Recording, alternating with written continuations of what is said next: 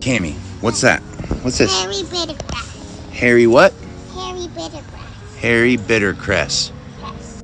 Now you can tell from all the sirens and all the things that, keep me up at night that I am in the city right now.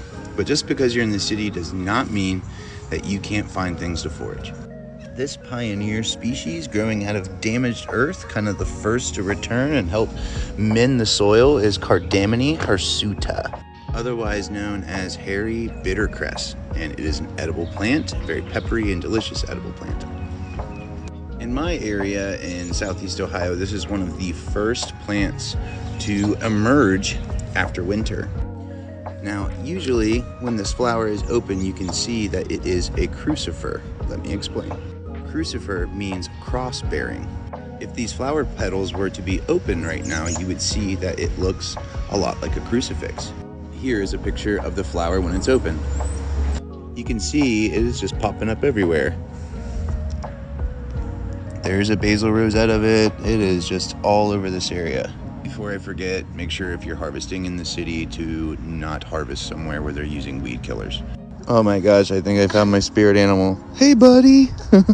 Sorry, I could not help myself. I saw him pass and it just melted my heart. Anyway, this is in the Brassicaceae family, which means that it is in the mustard family.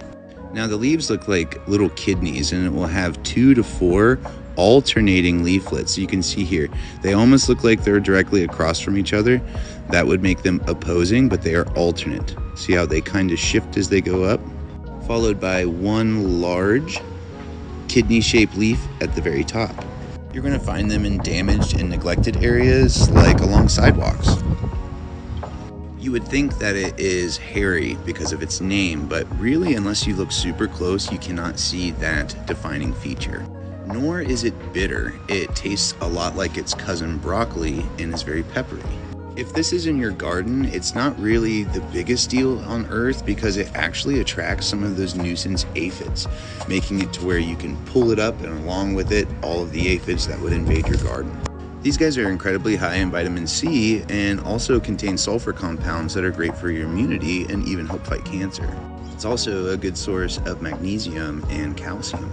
Many people consider these guys a nuisance when they go to seed and they can just take over rather quickly, but if you eat the weeds, well, you can keep that problem at a minimum.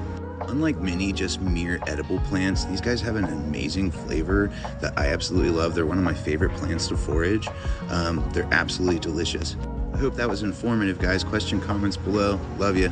Happy city foraging.